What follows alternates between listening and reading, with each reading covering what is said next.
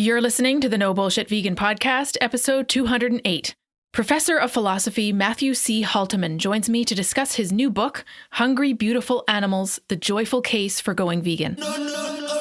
Welcome to the No Bullshit Vegan Podcast. Myth-busting and evidence-based advice to help you kick butt with your health and fitness on a vegan diet. Here's your host, Karina Inkster. Hey, welcome to the show. I'm Karina, your go-to no BS vegan fitness and nutrition coach. Thanks so much for joining me.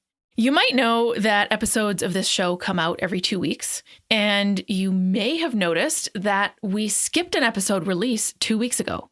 I'm pretty sure that's only happened once or twice in the podcast's almost 8-year history. So this time I was just too wrapped up in a new adventure. Just over 2 months ago, a former business coach of mine messaged me to ask if I would consider applying to become a TEDx speaker at one of the largest TEDx events in Canada at that. And I thought, okay, well, why the hell not?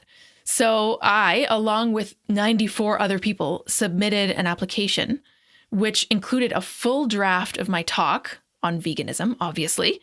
So then 25 of us made the shortlist and auditioned in front of the TEDx panel. And then 12 of us, including yours truly, were chosen as final speakers. Now, here's the deal. I have always had opinions about the TED and the TEDx world. To me, the talks seem a little performative and a little self-indulgent, kind of motivational, speechy, not in a good way. It's basically entertainment over education. It's emotion over action. However, it's a very well-respected organization for the most part, and it's a new-to-me platform to discuss veganism. At the event in January, there will be 1,000 people in the audience, with another several thousand people watching the live stream, and then my talk will continue its life online, reaching countless thousands more. So, you know what? I'm all in. It's a great opportunity. It's going to be an intense 3 months, but it's worth it. Interestingly enough, my talk is about veganism from an abundance perspective, which is exactly what I'm going to be discussing with my guest today. And also, side note, I actually brought this topic forward as a potential TEDx talk about 10 years ago, and I didn't even make it to the shortlist at that point. So maybe it just wasn't the right timing. Maybe it wasn't a good fit for their event at the time. Also, I didn't have nearly as much speaking experience as I do now. At any rate, now's the time, and I'm super grateful for this opportunity. And if you want to join me in the Lower Mainland of BC at TEDx Surrey on January 24th, the link to purchase tickets is at our show notes, nobullshitvegan.com/208. Introducing today's guest, Matthew C. Halteman. He's a professor of philosophy at Calvin University in Grand Rapids, Michigan, and fellow at the Oxford Centre for Animal Ethics in the UK. He teaches and writes on animal ethics, food systems transformation, and 20th century European thought, all of which share a commitment to envisioning philosophy as a way of life. His most recent book is Hungry Beautiful Animals, The Joyful Case for Going Vegan. When he isn't doing philosophy, he's fervently supporting Arsenal Football Club with his family, watching Twin Peaks, or eating vegan desserts. And his favorite meal is Soul on a Roll, which is a barbecued seitan with spicy coleslaw sandwich. Here's our discussion. Hi, Matt. Welcome to the show. Thank you so much for speaking with me today. I'm thrilled to be here, Karina. Thank you so much for sharing your platform. Of course. I have so many questions and so many notes for you. And I want to focus around your book, Hungry Beautiful Animals. But before we get into that, what I would love to hear is your vegan story. How did Matt come to veganism? Was it an overnight thing? Was it a slow burn? What's the deal? Oh, man, it's been a 20-year thing, Karina, a journey of unfolding and discovery. I often start by saying I'm the world's least likely vegan, or at least really close. Like, I was like high school football player, huge meat eater, grew up loving animal products, the church potluck tables brimming, right, with the brownies and the cookies and the roast beef sandwiches and the pork and the beans and you name it. In one of the chapters in my book, I even confess that an autumn pork roast was like my favorite thing. Every summer we'd wait to do this at the church that I grew up in. And it was just this huge part of my life. And so if you're anything like me, when you're that dyed into the wool, right? To use a non-vegan metaphor in this case, language is full of them.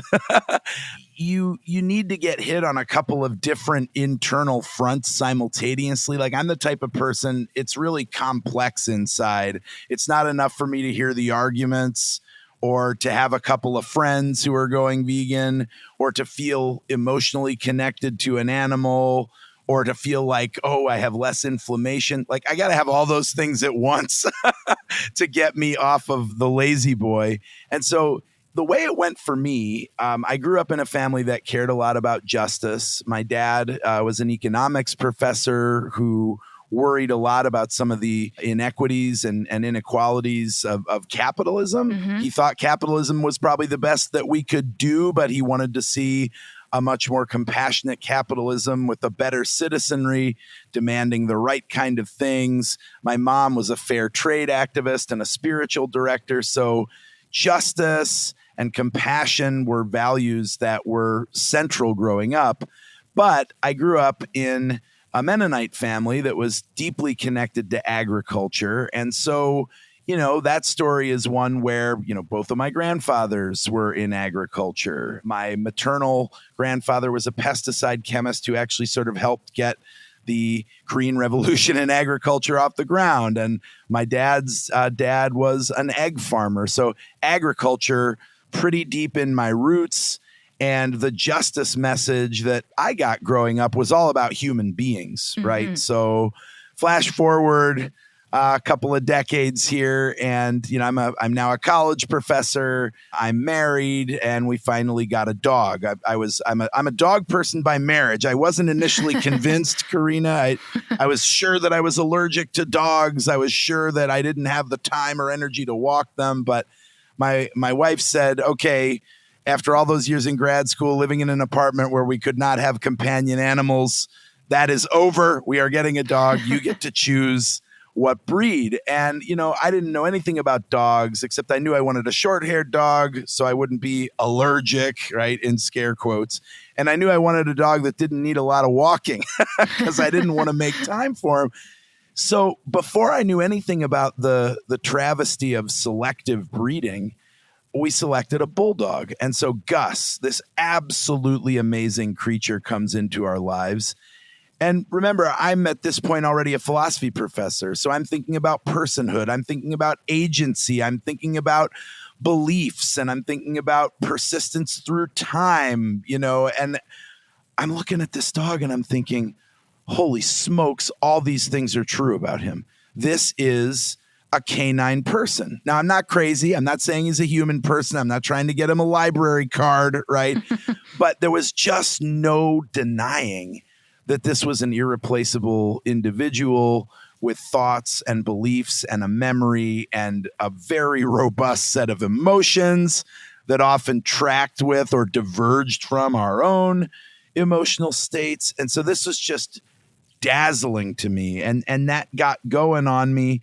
And then I needed an intellectual push. That came from my good friend and fellow philosopher, Nathan Nobis. He's at Morehouse College, been an animal rights philosopher for decades now.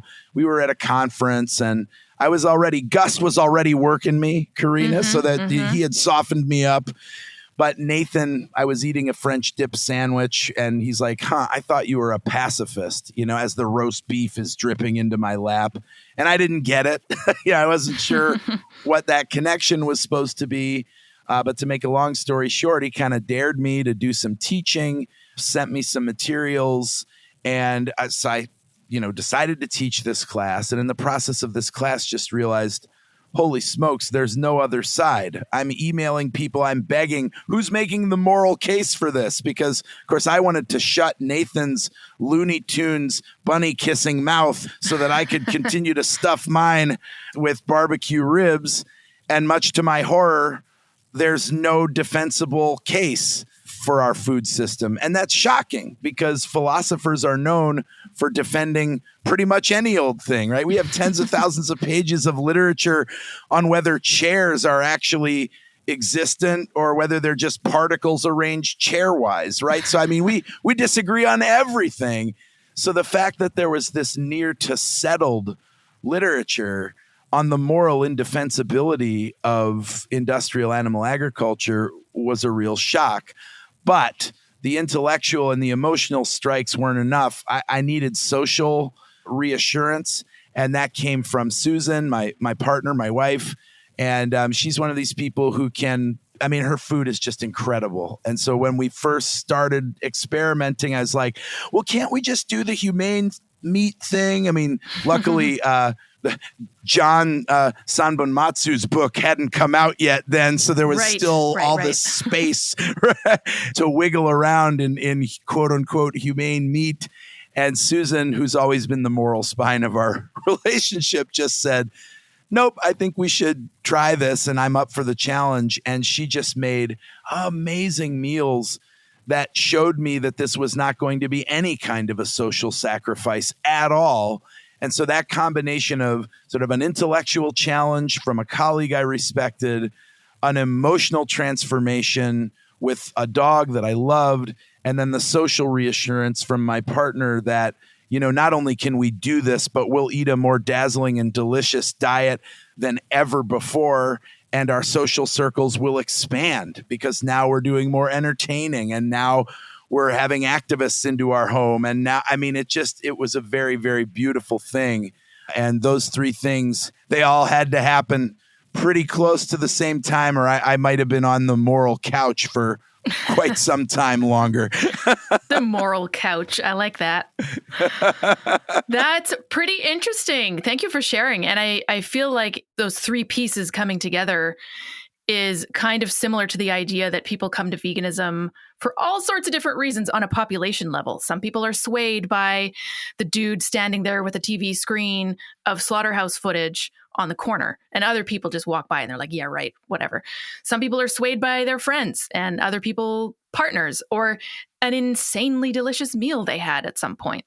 So I feel like all these different pieces fit together, not just for each individual, but we need all of those different pieces on a population level to spread veganism. I couldn't agree more. I think, I know you're into myth busting, and one of the myths that just drives me crazy is that there's one and only one way to do this, right? Correct, yes. That there's only one path to the promised land. And I don't even think that's true within ourselves as individuals, right? In my 20-year journey, I've realized that different reasons make different impressions at different times. And sometimes I lose interest in some of the things that initially really kindled the fire. And other times I get super excited about an aspect of it I haven't thought anymore. And so it's seasons, right? Within ourselves, but also strategies out there in the world. My approach to advocacy is always, we want the biggest possible tent. And, the bigger the tent, the more the friction underneath. And I'm here for that. I'm a philosophy professor. I don't mind mixing it up. I don't mind having disagreements under a big tent, because I think, 20 years ago when I started thinking about these things, the tent was pretty small. And, if you were a humane meat person or a vegan or a farmer's market person or a crunchy conservative or, whoever you were, you're all huddled under this tiny little tent. And even though you don't have all that much in common at the end of the day, you're under there because there's not that many people interested. 20 years later, I think the vegan tent itself is yards and yards of canvas and lots of different type of people under there, enough that we can actually get some real friction going back and forth between theory of change, between whether arguments or appeals to emotion or all of the above, right, are the ways we should be going. And I think that ferment is just terrific. I think we need more of that kind of honest engagement across difference rather than looking for that silver bullet. I see that in a smaller way. I mean, my slice of veganism is very fitness and nutrition oriented, which is kind of hilarious because I'm not vegan for health reasons. Whole other story. We're ethical vegans, right? And sure, yeah, okay, there's other bonuses, and sure, health can be a part of it if you're not sitting there eating Oreos and only Oreos. But I always say I'm not vegan for health reasons, even though I work in the fitness and nutrition realm. But I do work with folks who are. And so they're coming to it from that perspective, and that's perfectly fine. Other people are coming to it from environmental perspectives or climate action through what's on your plate. And so I kind of see that in a smaller way within fitness. 15 years ago when I started, I was the vegan coach. There was maybe one other person. Now, the tent of vegan coaches is massive. You can have a vegan running coach. You can have a vegan bikini competition stage coach, stage coach. But it's kind of the same. Like, you have choice, and every one of those individuals is promoting their view, and it's slightly different, and they're attracting different folks in different ways. And I think that is a sign generally of the movement doing what it's supposed to be doing.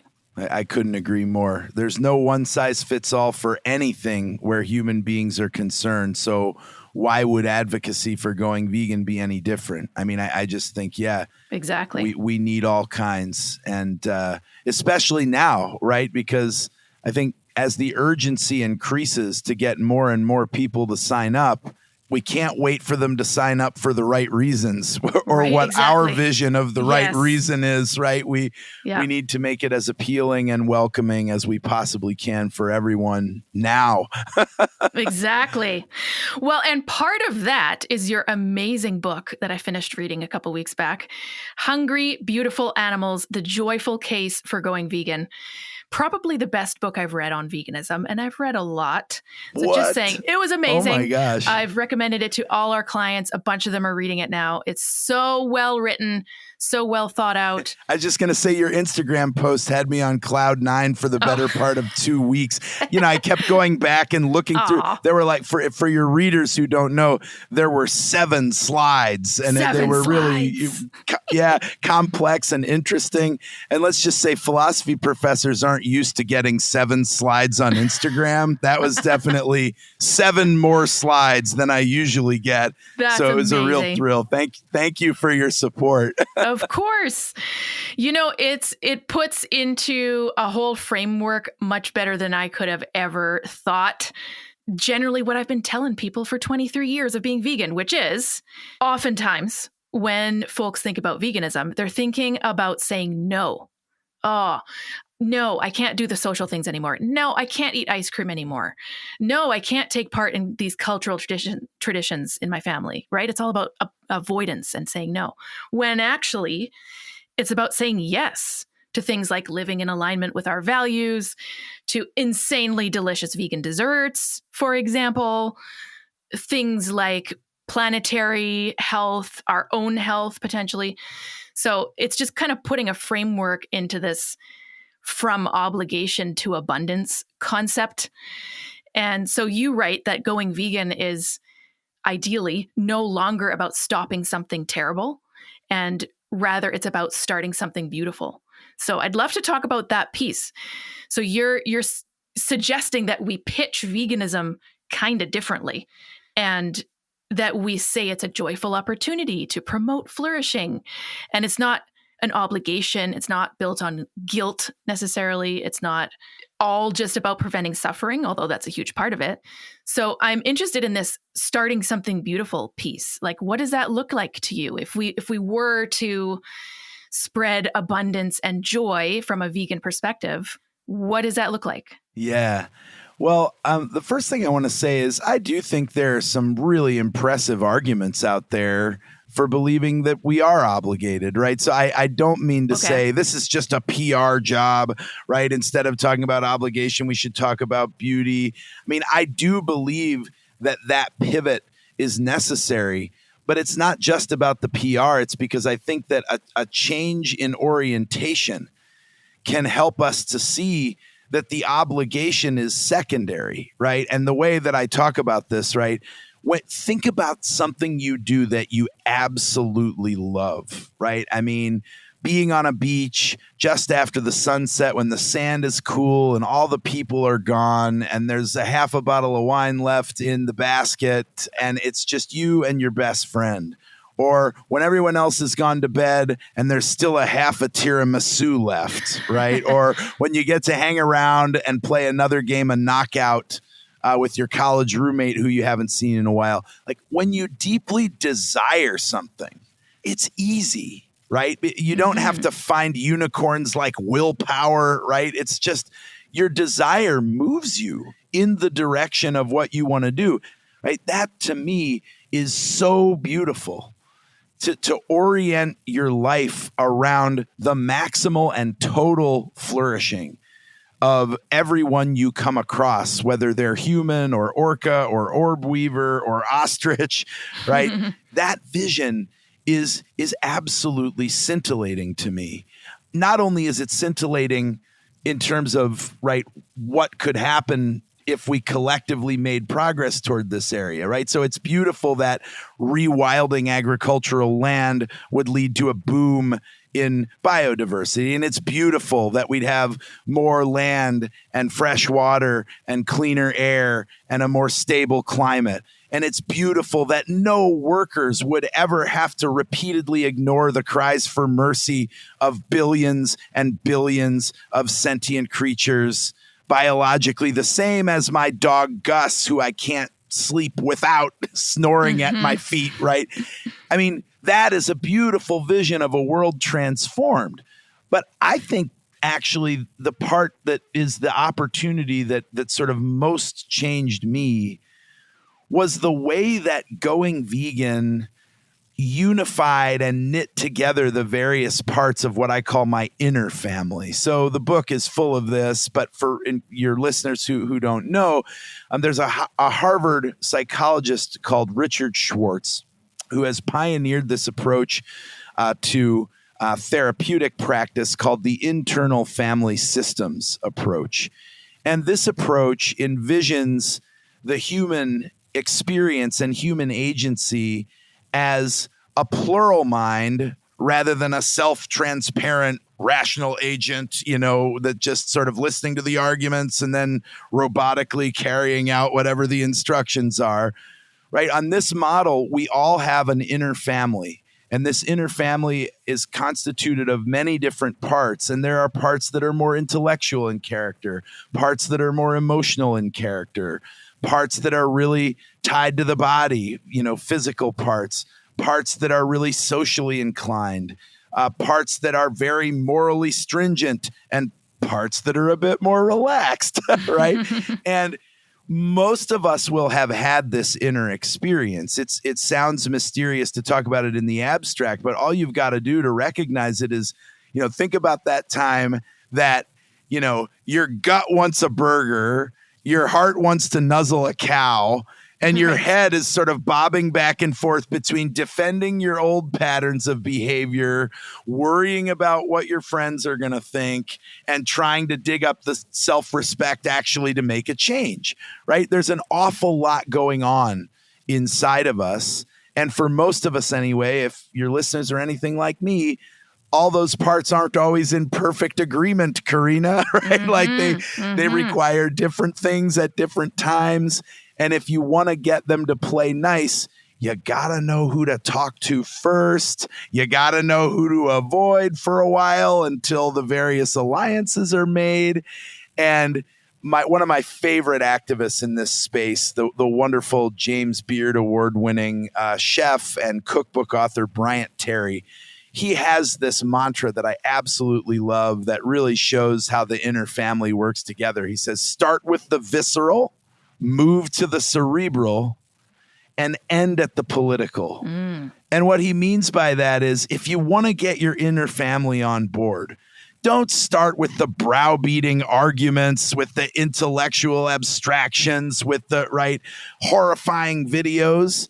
Start by breaking bread together, getting together, putting on some Isaac Hayes, filling the house with the aroma of peach passion fruit barbecue sauce, have a couple of drinks, feast, enjoy this meal. And then when the tummy is convinced that this plant-based thing isn't so bad, then you can start wrapping your mind around the emotional demands. Then you can start wrapping your mind around some of the moral reasons. And then when all those different parts of who you are able to play nice, then you can start thinking about what you're going to do. What does the advocacy look like? Right? And I just think I've never come across, I'm a philosophy professor. I've spent the last 25 years trying to figure out what are the repetitive daily practices or spiritual exercises, as Hellenistic philosophers called them. What are the repetitive daily practices that can push us toward more abundant flourishing, right, through the doing? And going vegan is the most incredible abundance aggregator that I have ever come across. Physically, it reduces inflammation. Emotionally, it ramps down anxiety, and it changes you into someone who doesn't have to live with this perpetual conflict of your emotion and action, right? You become more emotionally coherent. You're able to open your mind to the best arguments that philosophers have to offer. There's a reason that it's nearly a settled literature that industrial animal agriculture is morally indefensible, because virtually all the experts who study it end up thinking this. So instead of having to live with this intellectual knowledge that something ought to be different, but this emotional commitment to turkey at Thanksgiving, and you just have to live in this perpetual state, right, of moral incoherence, intellectual stuntedness, emotional incoherence. Going vegan just knits all of that together in this amazing way. And I've never come across anything like it. So when I talk about the beauty of going vegan, I guess I think it's this incredible transformation of the inside that then pours over outward into the world from soil to stratosphere, right? Not only do I become physically and socially and emotionally and intellectually and morally more integrated and more whole as a human being, the energy of that transformation goes out into the world in ways that create everything from richer soil to a more stable climate. That abundance aggregation, all the way from our microbiome, right, to farther than we can see, is just incredible to me. And I've never come across anything more beautiful. That's such a lovely way of putting it. And also what I'm realizing now, after having read your book and speaking with you, is how interconnected all these ideas are. So the concept of plural minds that you just went over, and also what I assume is cognitive dissonance, which you said just now, the conflict between our emotions and our actions is basically cognitive dissonance. It's a huge part of behavior change, I think, especially something like veganism. And then also adding in the abundance kind of mindset or viewpoint, they're all related. I guess it can feel kind of nebulous sometimes. They're not just neat little buckets that exist on their own. Oh, no. But I'd love to go into this cognitive dissonance thing for a sec, because I found a really interesting study. It's not that old. I think it was 2021 or something like that, where half the participants were given dried nuts and half the participants were given dried beef. Completely randomized, of course. And then they were asked a whole bunch of questions. So what these people found was that eating beef actually reduced the moral concern people had for animals in general and cows specifically compared to the people who ate nuts. So the argument is we are dealing with our own cognitive dissonance by changing how we think about animals, i.e., what we just consumed. So I'm sure that there are lots of different ways that we deal with cognitive dissonance. You mentioned in your book sometimes it's lashing out at the messenger, which often is another vegan person. So knowing this, that this happens, right? That a lot of people actually do have the same values that we have, but they haven't taken action yet. And they might feel cognitive dissonance, and that might make them lash out, or it might make them change how they feel about animals. What do we do with that information as people who would like to wave a magic wand and make everyone go vegan overnight, which obviously is not realistic. How can we use this knowledge about cognitive dissonance to not have people feel defensive and to have them engage in conversations and potentially go vegan?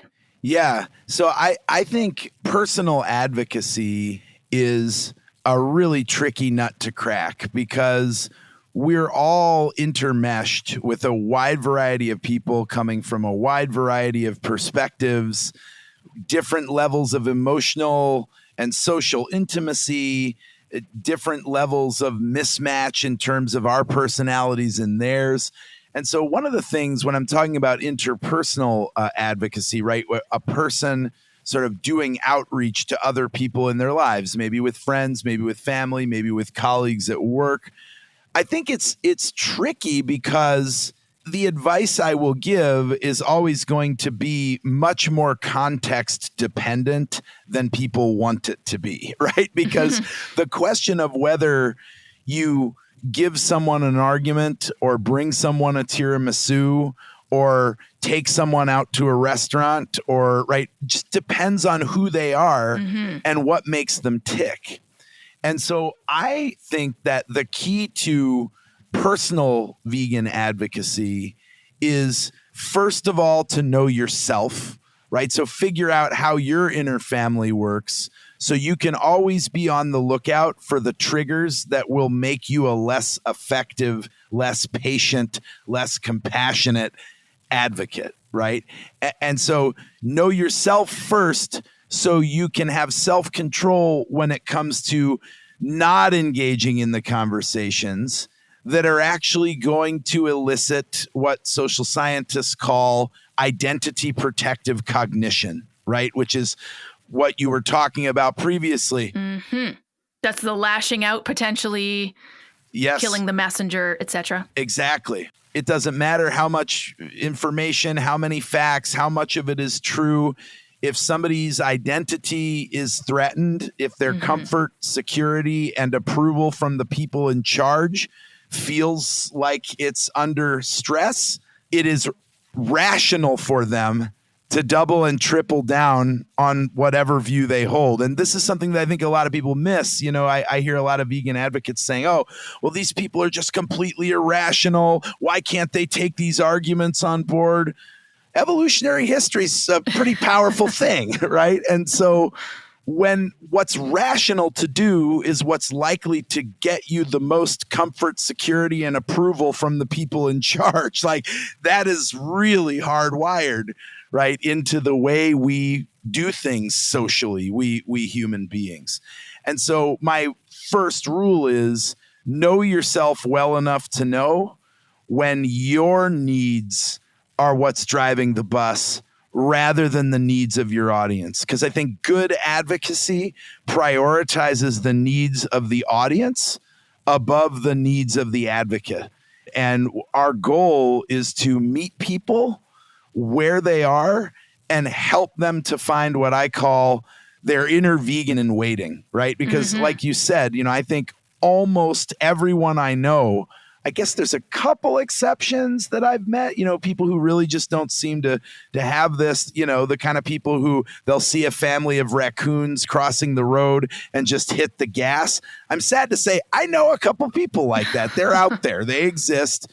But the vast majority of people that I meet are people who were cheering for Wilbur in Charlotte's Web, right? From the time they were 5 years old.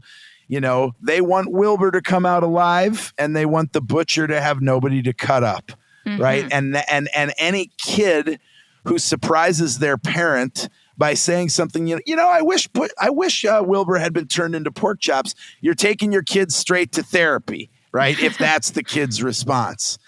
And yes, yet usually less than a decade later, the expectation is that you'll have no compassion whatsoever for somebody in Wilbur's position. So these are very complicated situations, and we need to be aware of when needs that we have might get in the way and trigger somebody else's identity protection in ways that will actually be counterproductive.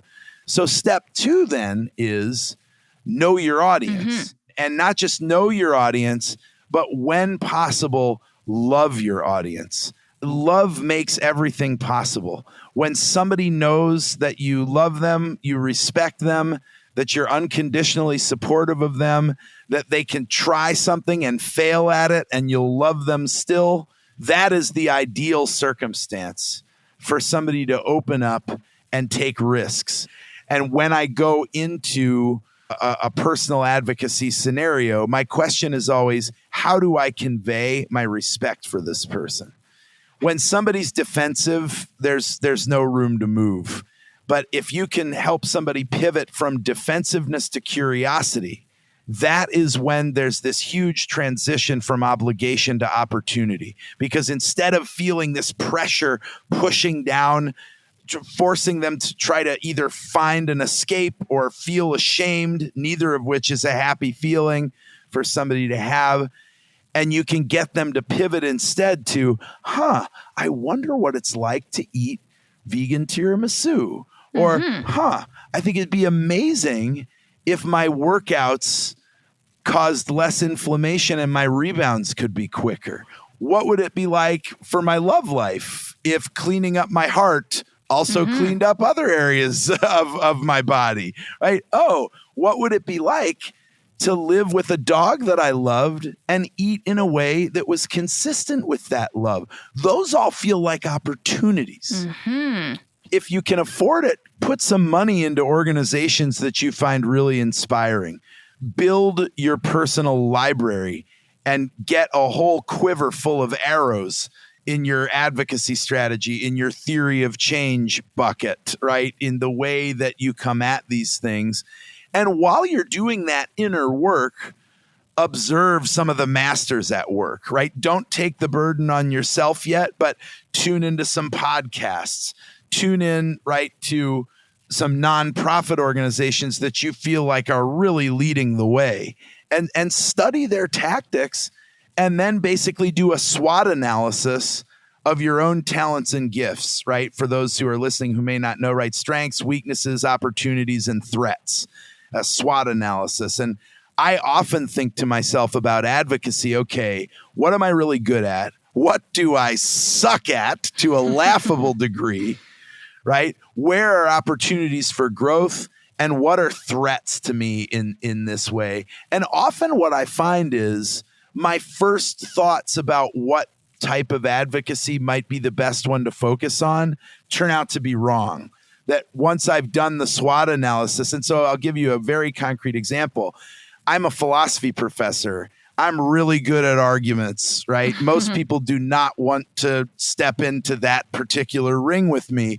And so for a long time, I thought, well, this is what I'm going to become, an argumentative ninja, right? And so nobody's ever going to be able to pick up the pieces after I'm done with them, right? And through a lot of therapy and work that I've done over the years, I've realized, I went to philosophy in part because I'm a pretty fragile empath who was looking for armor. And so a lot of what motivated me to get really good at arguments, that was coming from scarcity, not abundance.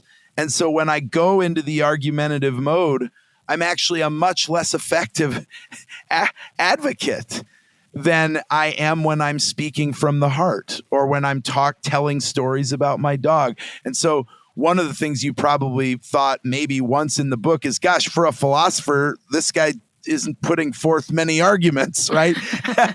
and that actually was from years, of paying really close attention to the mismatch. The argumentative stuff for me, because it was undertaken in scarcity, people can feel that when I come with those moves.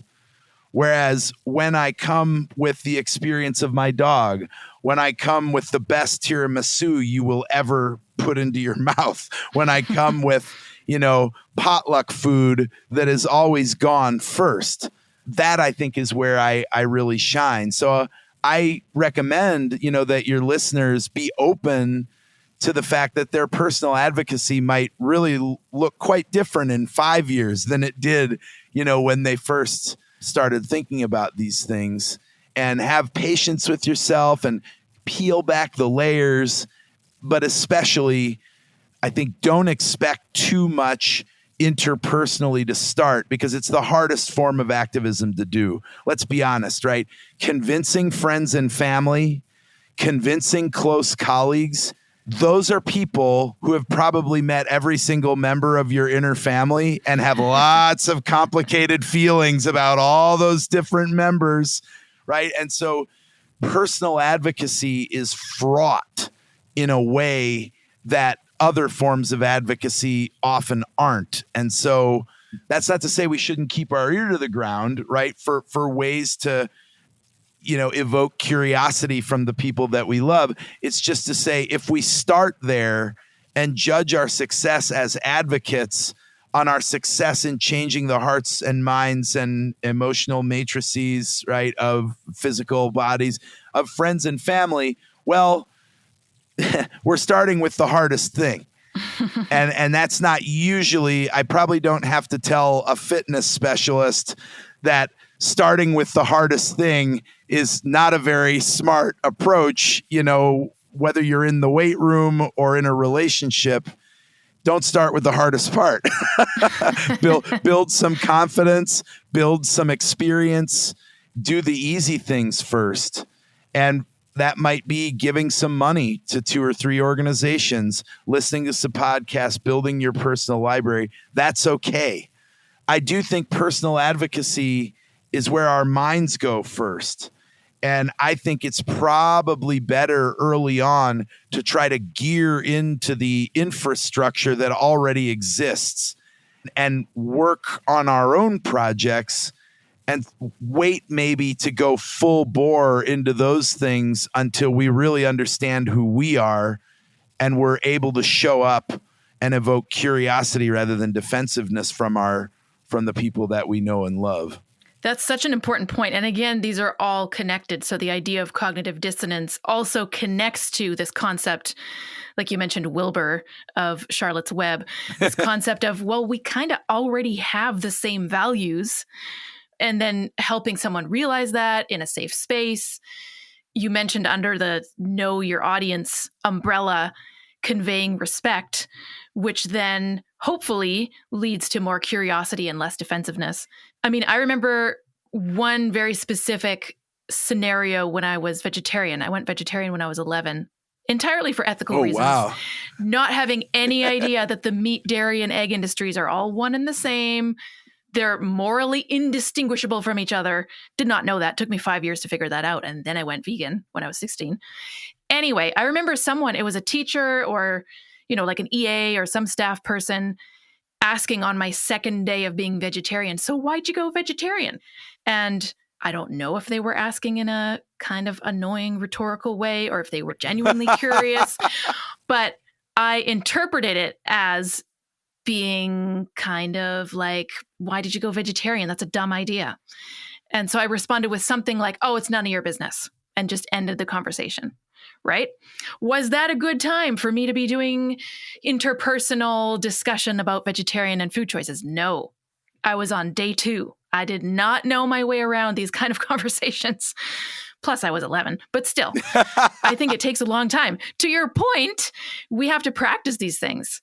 And even when I was vegan 10 years ago, I think my actions and my interactions with others were different than they are now. And the potential folks that are looking at going vegan now have different reasons. And they might see doing a chin-up with a 50-pound weight around my waist as the thing that makes them go, interesting, she's doing this on plants. Or maybe it's a conversation with a philosophy prof on the podcast. I mean, we don't know.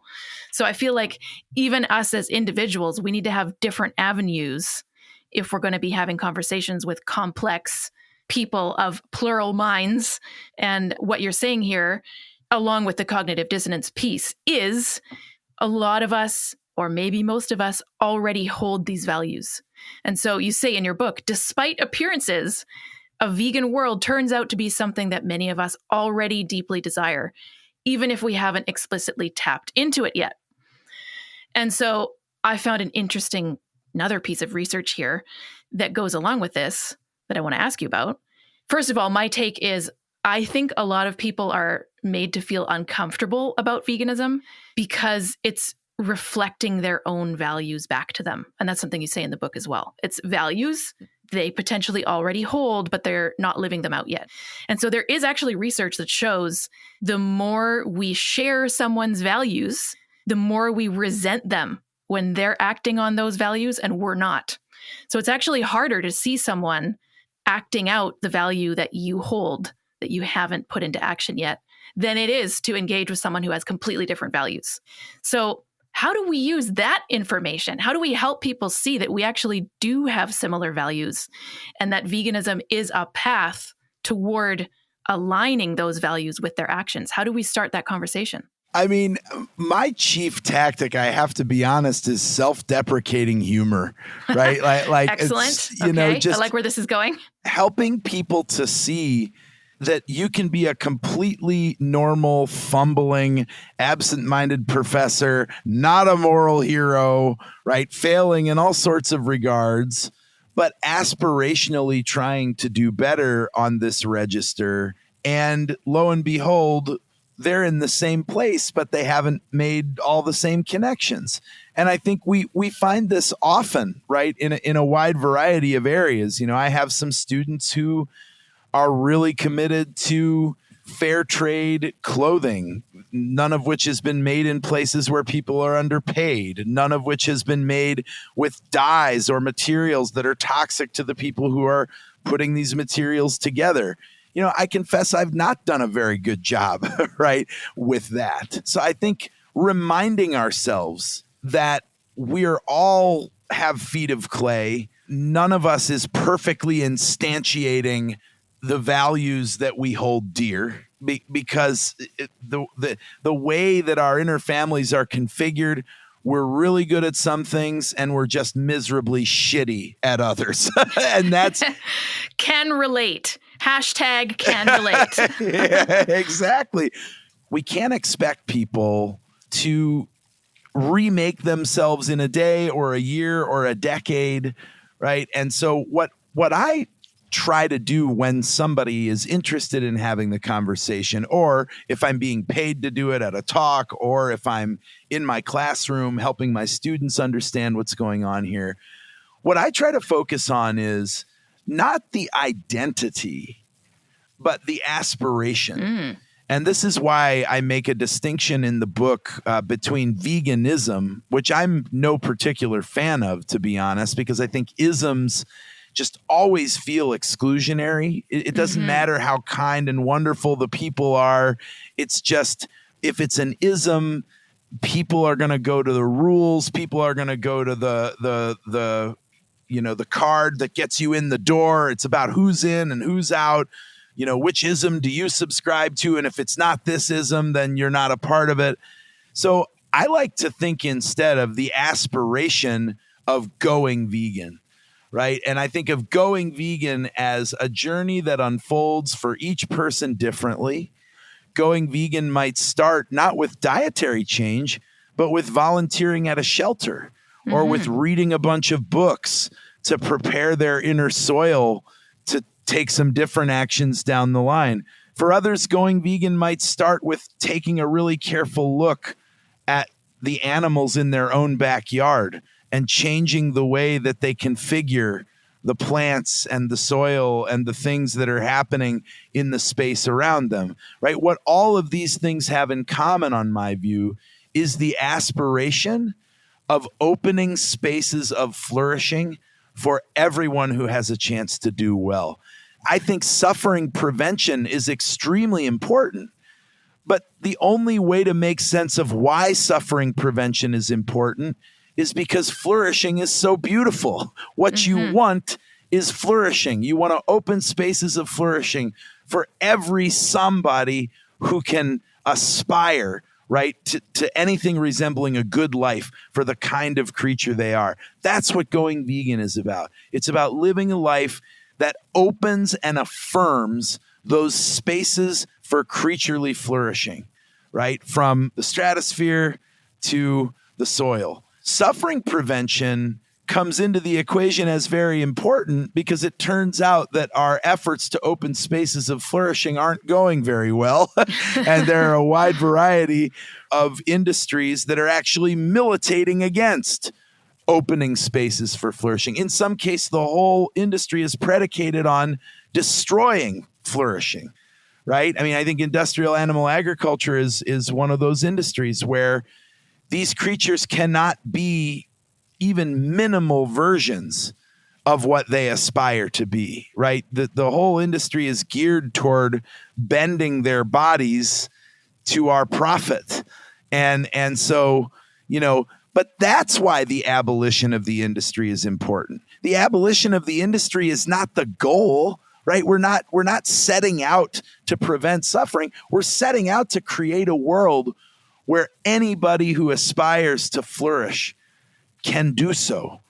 And suffering prevention becomes important because there are lots of obstacles to flourishing out there.